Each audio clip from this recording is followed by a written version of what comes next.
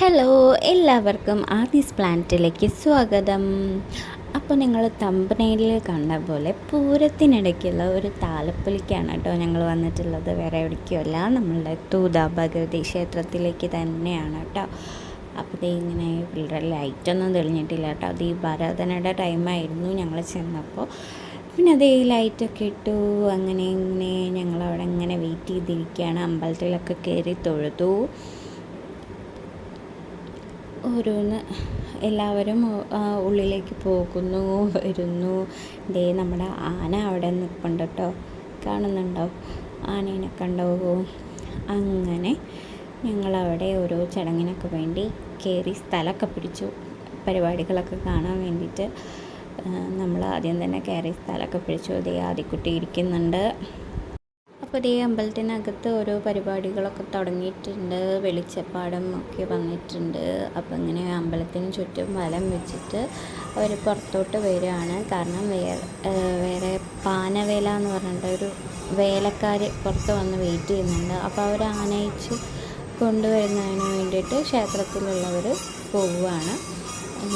ഇനി അവരെ ക്ഷേത്രത്തിനുള്ളവർ പോയിട്ട് അവരെ ഇങ്ങോട്ട് ക്ഷേത്രത്തിനകത്ത് കൊണ്ടുവരുന്നതാണ് കേട്ടോ ഇപ്പോഴത്തെ ഒരു ചടങ്ങ് എന്ന് പറയുന്നത്.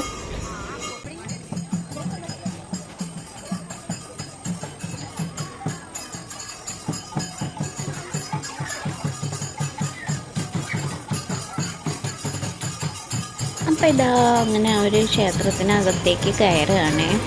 അങ്ങനെ കയറി അവിടെ എന്തൊക്കെ അവരുടെ ചടങ്ങുകളും കാര്യങ്ങളൊക്കെ ഉണ്ട്, അതൊക്കെ ചെയ്യാണ്. ചടങ്ങുകളും കാര്യങ്ങളൊക്കെ ചെയ്ത് കഴിഞ്ഞ് അമ്പലത്തിന് ചുറ്റും വേറെ ഓരോ കളികളൊക്കെ ഉണ്ട് കേട്ടോ.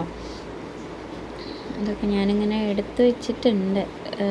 ജസ്റ്റ് അവരുടെ ഇങ്ങനെ കൂക്കി വിളിക്കലും അതേപോലെ തന്നെ ഓരോ തരത്തിലുള്ള വർത്തമാനവും അങ്ങനെ ഓരോന്നും ഉണ്ട് കേട്ടോ.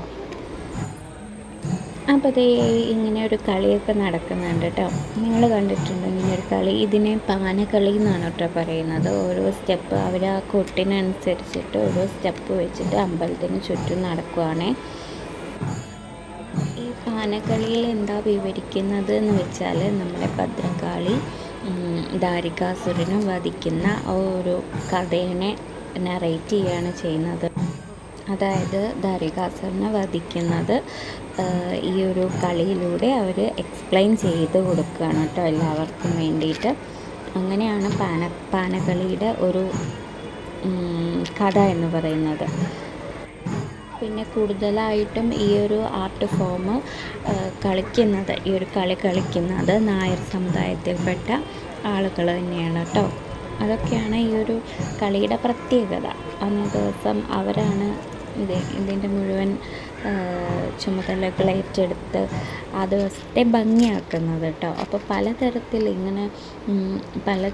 തന്നെ കളിക്കുന്നുണ്ട്. കുറേ നടക്കുന്നുണ്ട്, കുറേ ഓടുന്നുണ്ട്, അതാണ് വേറെ സ്റ്റെപ്പുകളുണ്ട്. അങ്ങനെ പലതരം സ്റ്റെപ്പോട് കൂടിയിട്ടാണ് ഈ ഒരു കളി കളിക്കുന്നത്. ഇതിനി കുറച്ച് നേരം കഴിഞ്ഞാൽ പിന്നെ അവർ വീണ്ടും പുറത്ത് പോയി വീണ്ടും ക്ഷേത്രത്തിനകത്ത് വന്ന് ഇങ്ങനെ ഈ ഒരു കളി തുടർന്നുകൊണ്ടിരിക്കുന്നുണ്ട്. ഏകദേശം 2 മണിക്കൂറോളം ഈ ഒരു കളി നടന്നിട്ടുണ്ട് കേട്ടോ. അപ്പോൾ 3 പ്രാവശ്യം അവർ ഇങ്ങനെ അമ്പലത്തിന് പുറത്ത് പോയിട്ട് വന്ന് വീണ്ടും അകത്ത് കയറി ഇങ്ങനെ അമ്പലത്തിൻ്റെ ചുറ്റും ഇങ്ങനെ കളിക്കുന്നതാണ് കേട്ടോ കണ്ടത്.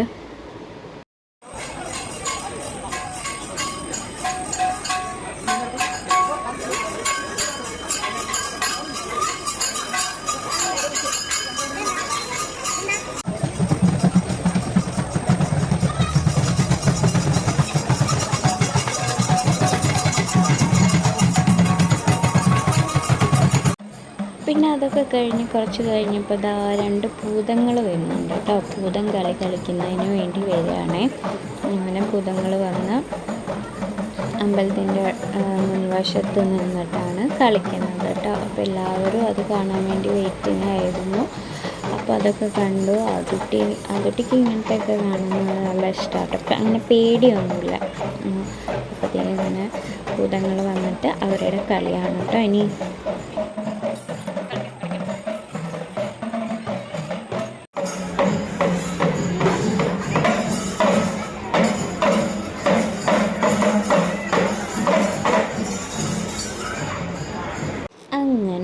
പൂതങ്കളിയെല്ലാം കഴിഞ്ഞ് അവർ അങ്ങോട്ട് പൂരപ്പറമ്പിലേക്ക് മാറി. ആ സമയത്താണ് നമ്മളുടെ ഗജവീരൻ എഴുന്നള്ളിയത്. നെറ്റിപ്പട്ടൊക്കെ കെട്ടി സുന്ദരനാവാൻ വേണ്ടി പോവുകയാണ്. നേരെ അമ്പലത്തിലേക്കാണ് കേട്ടോ പോകുന്നത്. ക്ഷേത്രത്തിനകത്ത് പോയിട്ട് അവിടെ ഇങ്ങനെ തൊഴുകലും പിന്നെ ഇങ്ങനെ അണിഞ്ഞൊരുങ്ങുന്നതിനൊക്കെ വേണ്ടിയിട്ടാണ് പോകുന്നത്. അങ്ങനെ അതൊക്കെ കഴിഞ്ഞിട്ട് എല്ലാവരും താലമൊക്കെ പിടിച്ച് പുറത്തേക്ക്, ക്ഷേത്രത്തിന് പുറത്തേക്ക് വരികയാണ്. താലം നിരത്താൻ വേണ്ടി പോവുകയാണ് കേട്ടോ. വേറൊരു സ്ഥലത്ത് പോയിട്ടാണ്, കാളക്കുന്ന് പറയും, അവിടെ പോയിട്ടാണ് താലം നിരത്തുന്നത്. അതിനു വേണ്ടി പോവുകയാണ് എല്ലാവരും കൂടെ. പിന്നെ അത് കഴിഞ്ഞിട്ട് മേളവും അങ്ങനെ വേറെ ചില പരിപാടികളുണ്ട്. പിന്നെ ലാസ്റ്റ് കൂത്തും നടക്കുന്നുണ്ട്. അപ്പോൾ നമ്മുടെ ആനയൊക്കെ എഴുന്നള്ളി വരുന്നുണ്ട് കേട്ടോ. ഇത് താലപ്പൊലി കൊട്ടി എഴുന്നള്ളുക എന്നല്ലേ പറയുക, കൊട്ടിക്കയറുക, കൊട്ടിപ്പുറപ്പെടുക എന്നൊക്കെ പറയും. അപ്പോൾ അങ്ങനെ പോകുകയാണ്. അപ്പോൾ ഇവർ പോയതിൻ്റെ പിന്നാലെ ഞങ്ങളും വീട്ടിലേക്ക് പോന്നു കേട്ടോ. കൂടുതൽ സമയമൊന്നും നിന്നില്ല. ഇപ്പം തന്നെ സമയം ഒരുപാട് വൈകിയായിരുന്നു.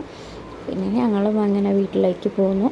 അപ്പോൾ നമ്മുടെ വീഡിയോ ഇഷ്ടമായി ലൈക്ക് ചെയ്യാനും സബ്സ്ക്രൈബ് ചെയ്യാനും മറക്കരുത്. അപ്പോൾ പൂരത്തിൻ്റെ കാര്യം പറഞ്ഞത് ഓർമ്മയുണ്ടല്ലോ.